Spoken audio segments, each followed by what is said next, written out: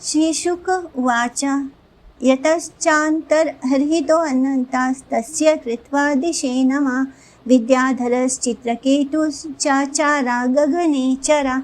यानी श्रीला सुखदेव गोस्वामी बता रहे हैं कि भगवान संकर्षण जो कि अनंत है, शेष हैं, उनको ऑफर ओबेसेंसेस करके उनको प्रणाम करते हुए उसके बाद वो डिसअपियर हो जाते हैं, वो अप्रकट हो जाते हैं, क्योंकि भगवान से उनका साक्षात्कार हुआ था चित्रकेतु का।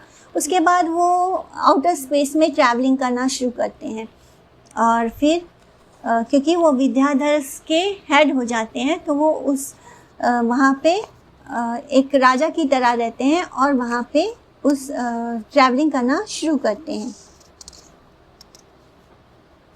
इस तरह बहुत सारे सेजेस, संत, महात्मा चित्रकेतु को और जो सिद्ध लोग, चरण लोग के जो इनहैबिटेंट्स हैं, यानी वहाँ रहने वाले जो लोग हैं, सिद्ध लोग के, चरण लोग के, वो चित्रकेतु को बहुत प्रशंसा करते हैं कि वो बोलते हैं कि वो बहुत ही बड़ा योगी है। और इस तरह वो मिलियन ईयर्स अपनी लाइफ को एंजॉय करता हुआ जीता है, यानी क्योंकि उसने अपने आप को भगवान की भक्ति में लगा दिया तो सब उसकी बहुत प्रशंसा करते हैं चित्रकेतु की।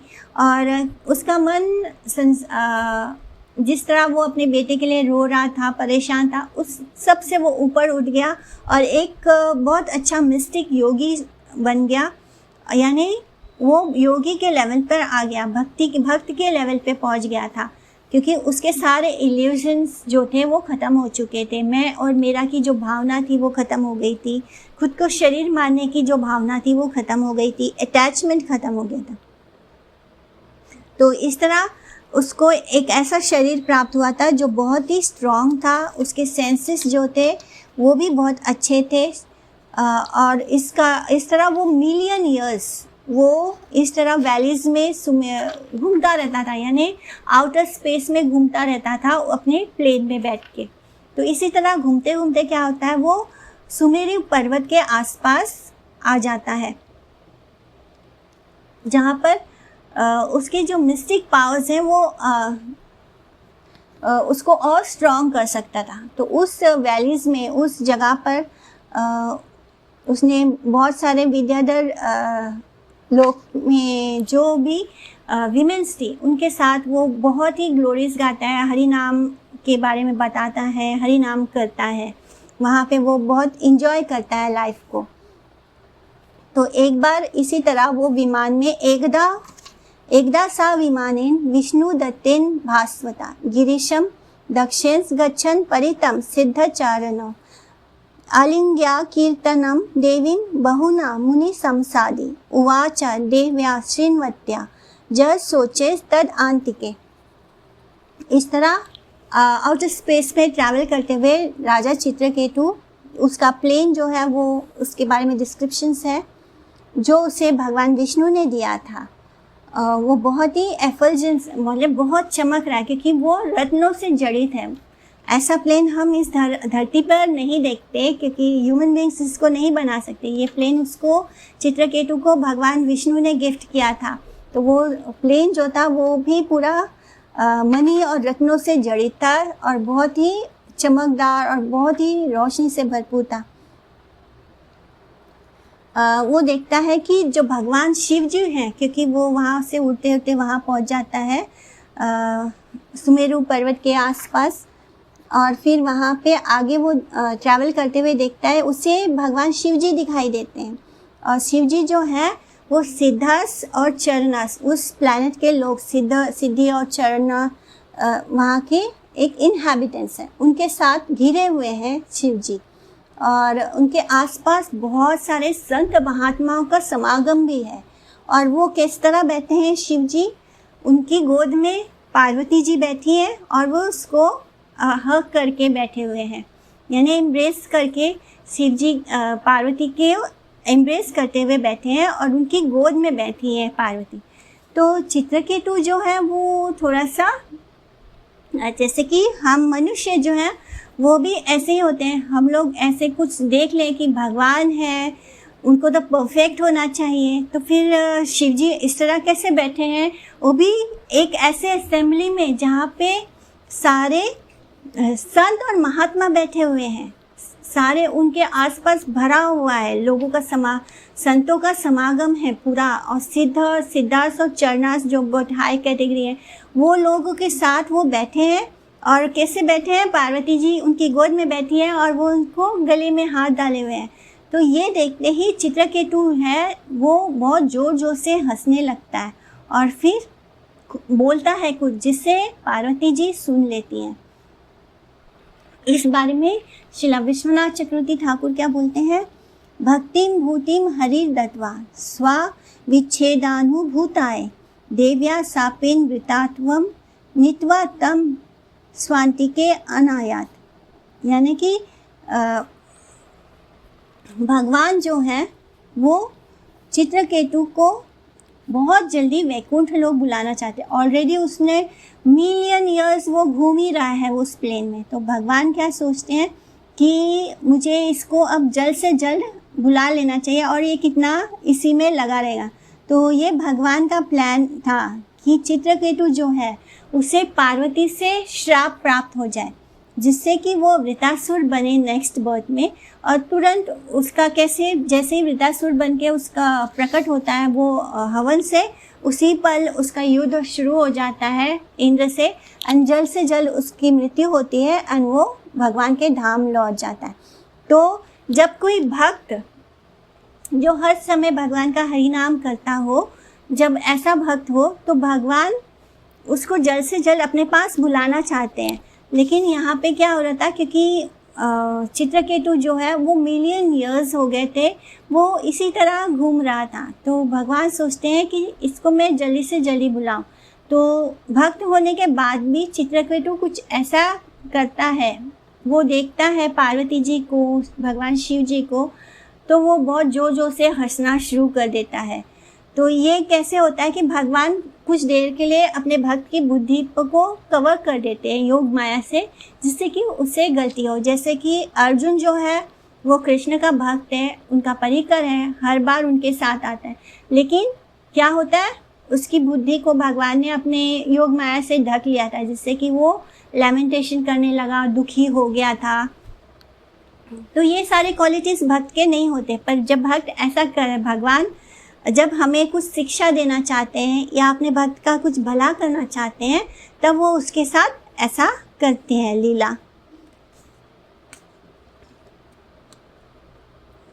तो इस तरह उसे, क्योंकि चित्रकेतु को इस तरह हंसना नहीं चाहिए था, क्योंकि जो वैष्णव होते हैं वो सब जानते हैं कि जो शिव जी हैं वो 12 महाजनों में से एक है, एक शुद्ध वैष्णव है, तो वो ऐसा कुछ भी नहीं करेंगे जो गलत हो।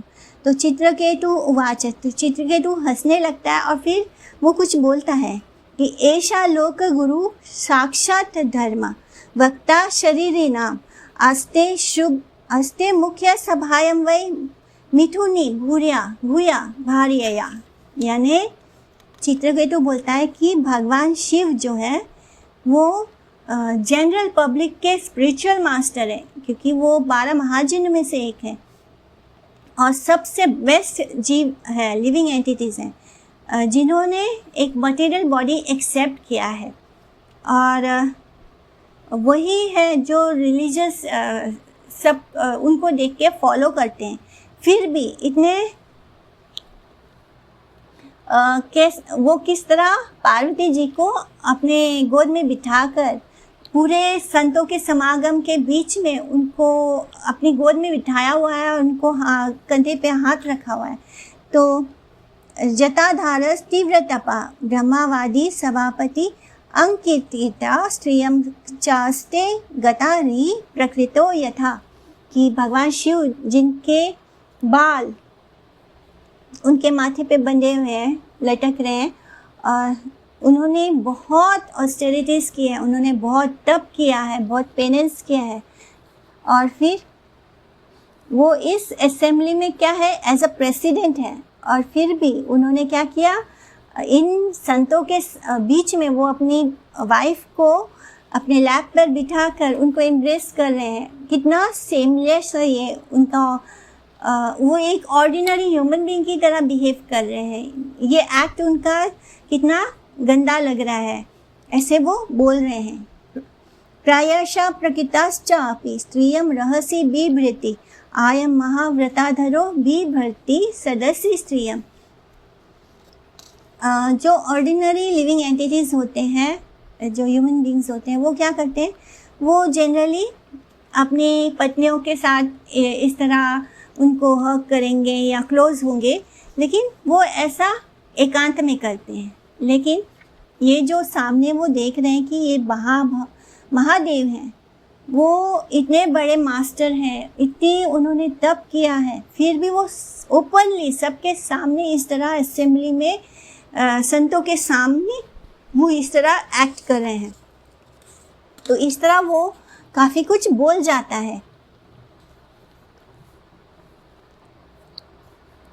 यहाँ पे उन्होंने वर्ड यूज़ किया महाव्रताधरा, यानी महाव्रताधरा का मतलब होता है कि वो ब्रह्मचारी जो कभी नीचे नहीं गिरता। तो यहाँ पे वो शिव जी के लिए महाव्रताधरो बोल रहे हैं, और शिव जी को बेस्ट योगी बोल रहे हैं, और फिर भी वो ऐसा कृत्य कर रहे हैं। तो शिव जी को वो अप्रिशिएट भी कर रहे हैं। और इस तरह उन्होंने एक्चुअली में क्या किया, शिव जी को अप्रिशिएट किया, बोले कि ये बेस्ट ऑफ योगीज हैं, ये महाव्रता है, यानी ये ब्रह्मचारी हैं। तो बोलते बोलते वो ऐसे लग रहा था कि वो मजाक बना रहे हैं, बट एक्चुअली में वो शिव जी को अप्रिशिएट ही कर रहे। श्री शुक उवाच भगवान अपि तत् श्रुत्वा प्रहस्या गाध धीर नरपा तुष्णीं बभूव सदासि सभ्यश्चातद अनुव्रता। तो श्रीला सुखदेव गोस्वामी बोलते हैं कि हे राजन, यानी वो परीक्षित महाराज को ये कथा सुना रहे हैं। वे बोलते हैं कि चित्रकेतु ने जो बोला, भगवान शिव जी जो बहुत पावरफुल पर्सनैलिटी हैं, उनके ज्ञान का कोई कमी नहीं है, यानी इतने ज्ञानी हैं। वो क्या करते हैं, बस उनके चेहरे पे एक स्माइल आता है और वो खामोश रहते हैं। और जो लोग संत वहाँ बैठे थे वो भी चुप रहते हैं, वो भी कुछ नहीं बोलते, शांत रहते हैं। इस तरह चित्रकेतु जो भगवान शिव जी को क्रिटिसाइज कर रहा है, वो समझ नहीं पाता है कि शिव जी कुछ बोले नहीं, वो सिर्फ स्माइल करे और चुप रहे। और बाकी के संत भी क्या होता है, वो स्माइल करके चुप रहते हैं।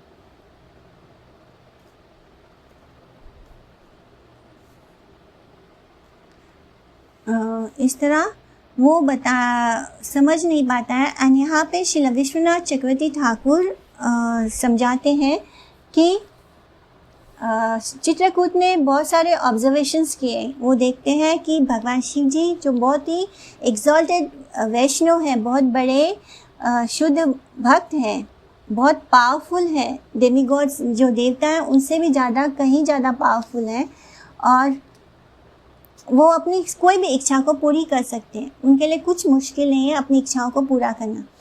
लेकिन भले ही वो बाहर से कैसे बिहेव कर रहे हैं, एक ऑर्डिनरी मैन की तरह, कोई एटिकेट को नहीं फॉलो कर रहे हैं। तो यहाँ पे श्री विश्वनाथ चक्रवर्ती ठाकुर बोलते हैं कि भले ही वो इस तरह से एक्ट कर रहे हैं एज अ कॉमन मैन, लेकिन इससे क्या होता है, इससे उनकी जो एक्सॉल्टेड पोजीशन है उसमें कोई कमी नहीं आती। भगवान शिव जो है वो शिव ही रहेंगे। वो उनका जो एक शुद्ध वैष्णव का जो उनका स्टेटस है वो वही रहता है। उनका जो पोजीशन है एज अ वैष्णव वो वही रहता है, उसमें कुछ फ़र्क नहीं पड़ता अगर वो बाहर से ऐसी एक्टिविटी करें। लेकिन डिफ़िकल्टी क्या है, जो कॉमन ह्यूमन बीइंग होते हैं, जो कॉमन मैन होता है, वो भगवान शिव के इस बिहेवियर को देख के वो उनके एग्जाम्पल को फॉलो करता है। क्योंकि भगवद गीता में हमने क्या पढ़ा था, एक श्लोक था, यद यद आचरति श्रेष्ठस् तत् तद एवातरो जना सा यत् प्रमाणम कुरुते लोकस्तद अनुवर्तते। यानी जैसे जैसे बड़े व्यक्ति कुछ करते हैं तो दूसरे लोग जो होते हैं वो तद उसको फॉलो करना शुरू कर देते हैं। जैसे अभी कोई फिल्म स्टार वगैरह कुछ करता है तो उसको देख के कॉमन मैन भी वही वैसा ही बनने की कोशिश करता है, वैसे ही कपड़े पहनना शुरू करता है, वैसे वो जैसे खाते पीते हैं, जैसे उनकी लाइफस्टाइल होती है, हम उनको देखकर उसको फॉलो करना शुरू कर देते हैं। तो जैसे जैसे बड़े लोग करते हैं, छोटे आम लोग उसको फॉलो करना शुरू करते हैं। तो यहाँ पे जो कॉमन मैन है वो शिव जी के इस बिहेवियर को देखकर उनको एग्जाम्पल समझकर उनको फॉलो करने की कोशिश कर सकते हैं। तो what ever action a great man performs common man follows. जो भी स्टैंडर्ड वो बना देते हैं सबके सामने, ये पूरी दुनिया उसको फॉलो करती है। तो इस तरह कॉमन मैन जो है वो भी शिव जी को क्रिटिसाइज करेगा, जैसे कि दक्ष ने किया था। राजा दक्ष जिनकी पुत्री थी पार्वती, उनको सती, उनकी पुत्री का नाम सती था। तो दक्ष ने जैसे शिव जी का अपमान किया था और बाद में उसको इस अपमान का बहुत बड़ा फल प्राप्त हुआ था। उसी तरह जो चित्रकेतु है उसने भगवान के इस एक्सटर्नल बिहेवियर को देखा, भगवान शिव के इस एक्सटर्नल बिहेवियर को देखा और सोचा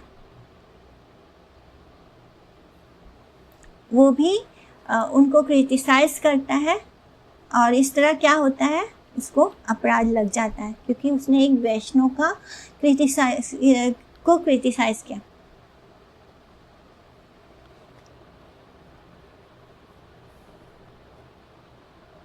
तो इस तरह जो शिव जी हैं, जो एक शुद्ध वैष्णव है, हम अगर ये सोचते हैं कि जो विष्णु है वो भगवान सिर्फ वही परफेक्ट है, बाकी सब जितने डेमीगॉड्स हैं वो सब इम्परफेक्ट हैं, और भगवान शिव को भी डेमीगॉड्स में हम बोलते हैं, तो ये गलत होता है क्योंकि हम डेमीगॉड्स को भगवान के भक्त मानते हैं। क्योंकि हर सिचुएशन में अगर उनके साथ कुछ बुरा होता है देवताओं के साथ, तो वो क्या करते हैं, वो भगवान की शरण लेते हैं।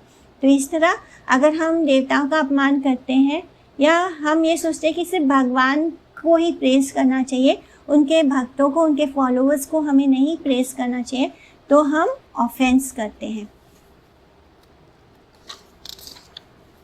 इति अतद वीर्य विदुषी भ्रुवने बह अशोभनम रुषाः देवी दृष्टाया निर्जितात्मा भीमानिनी।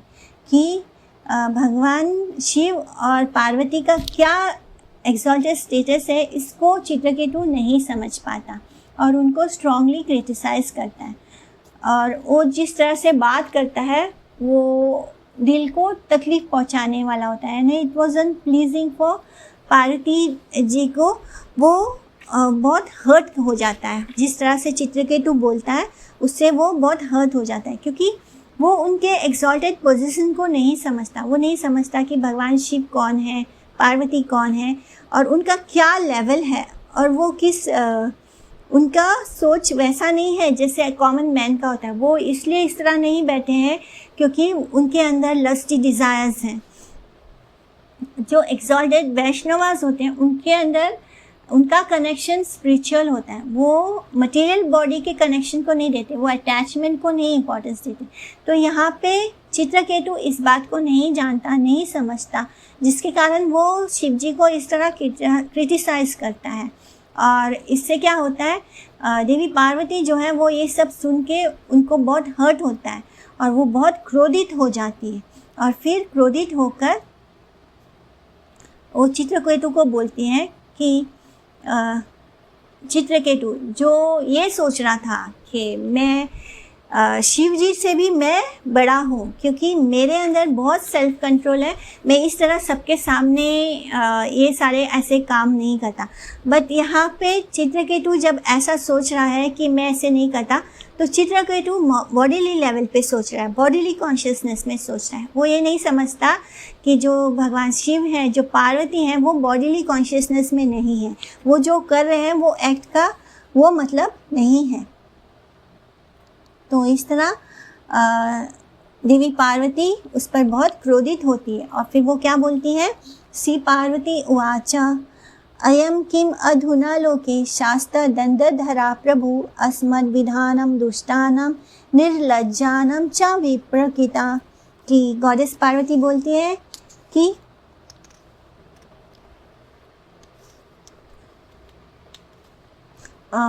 आपके जैसे शेमलेस, यानी आपको जरा भी लज्जा नहीं है, आप किस तरह बात कर रहे हैं, और आपको पनिश करने के लिए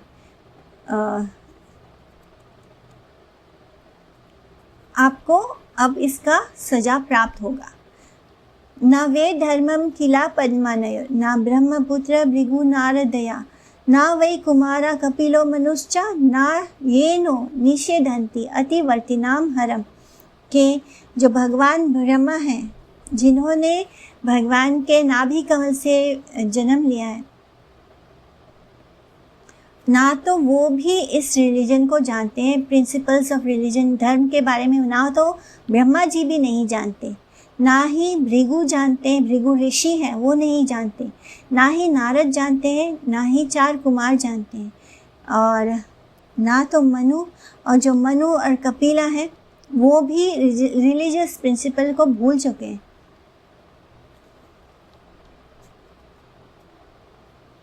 यानी वो एक टर्म्स में ऐसे बोल रही है कि ये सब लोग तो कुछ नहीं जानते, क्योंकि इस असेंबली में ये सारे लोग मौजूद हैं, भृगु हैं, नारद हैं, कुमार हैं।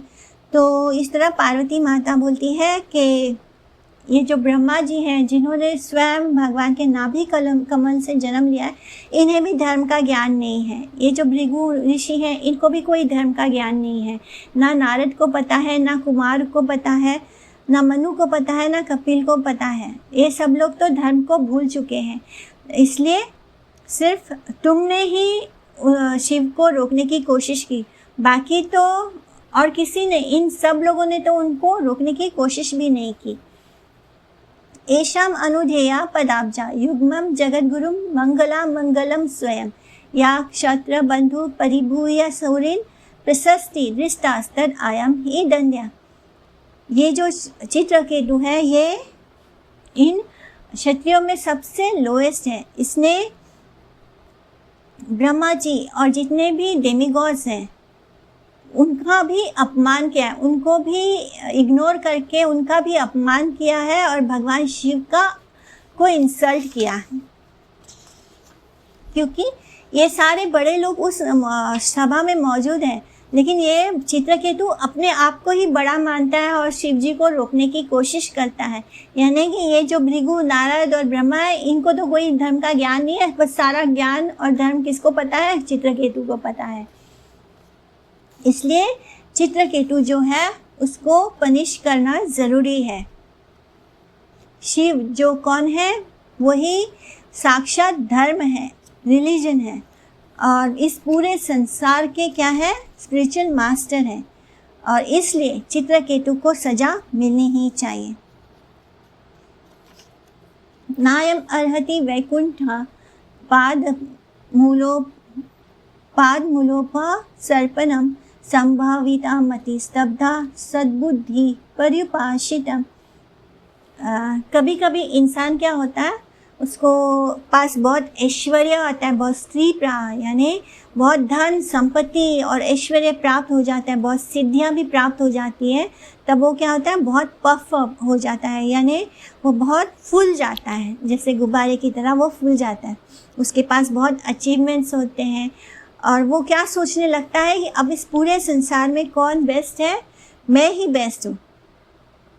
और ऐसा व्यक्ति भगवान विष्णु की शरण नहीं लेना चाहता, जिसको कि सारे सेंटली पर्सन यानी सारे संत महात्मा जिसकी शरण लेते हैं, जिसकी पूजा आराधना करते हैं।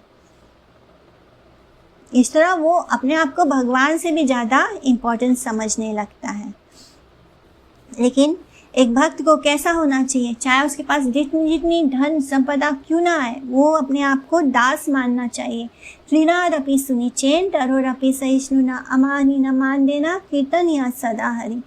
तो इसलिए हमें भक्ति मार्ग में जब हम आते हैं, तब हमें इस तरह के श्लोक, इतने सुंदर श्लोक, ये हमें उस तरह पफ्ड अप होने नहीं देते। जैसे कि मटेरियल वर्ल्ड में लोगों के पास थोड़ा सा धन संपदा आ जाता है तो कितना गर्वित हो जाते हैं, किस तरह दूसरों का अपमान करना शुरू कर देते हैं, बहुत कड़वे शब्दों से वो बात करना शुरू कर देते हैं।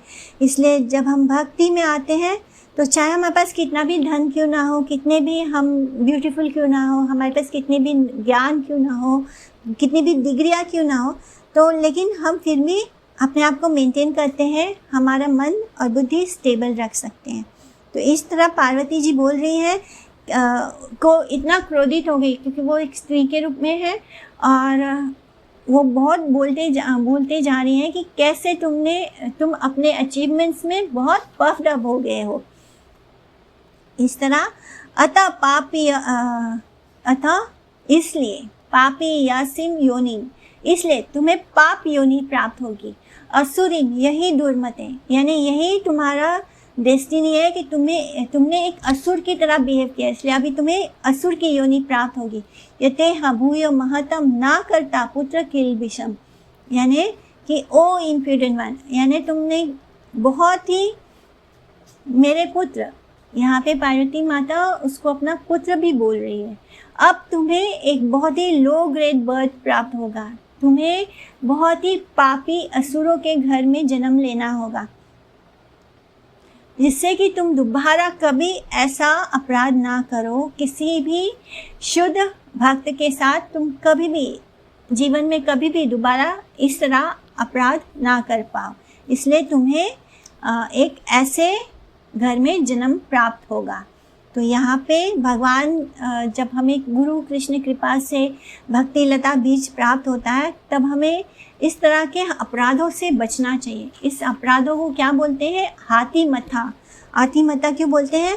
कि जैसे जो हाथी होता है जब वो मदमस्त होकर चलता है किसी खेत में तब वो नहीं देखता कि उसके पैरों के नीचे उस खेत में जितने भी अनाज होते हैं वो सब रौंद दिए जाते हैं। इसी तरह ये जो वैष्णव अपराध होता है ये हाथी मत्था की तरह होता है। ये हमारे जो भक्ति लता का बीज है उसको पूरी तरह डिस्ट्रॉय कर देता है, जड़ से ही उखाड़ के ख़त्म कर देता है। इसलिए हमें कभी भी वैष्णव अपराध नहीं करना चाहिए। एंड मान लो बाय मिस्टेक हमने किसी वैष्णव के प्रति अपराध कर दिया तो हमें उसके सामने जाके उसको प्रणाम करके उस अपराध की क्षमा याचना करनी चाहिए।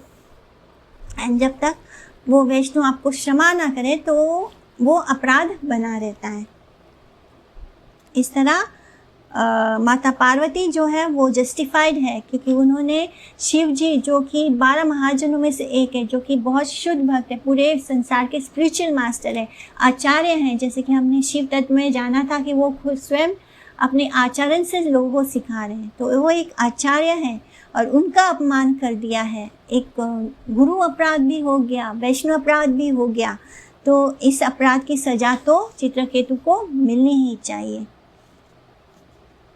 तो इसके आगे की कथा हम लोग नेक्स्ट सैटरडे को सुन लेंगे, ठीक है। हरे कृष्णा। वाञ्छकल्पतरुभ्यश्च कृपा सिन्धुभ्येव च पतितानां पावनेभ्यो वैष्णवेभ्यो नमो नमः। दंडवत प्रणाम एवरीवन। हरे कृष्णा। दंडवत प्रणाम एवरीवन। हरे कृष्णा हरे कृष्णा हरे कृष्णा। दंडवत प्रणाम।